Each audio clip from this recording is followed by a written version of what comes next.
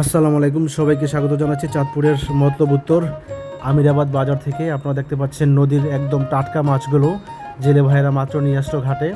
আর এই বাজারটি প্রতিদিন সকাল 10টা থেকে 11টায় শুরু হয়, আর আনুমানিক 2 থেকে 3 ঘন্টা এখানে বাজার চলতে থাকে।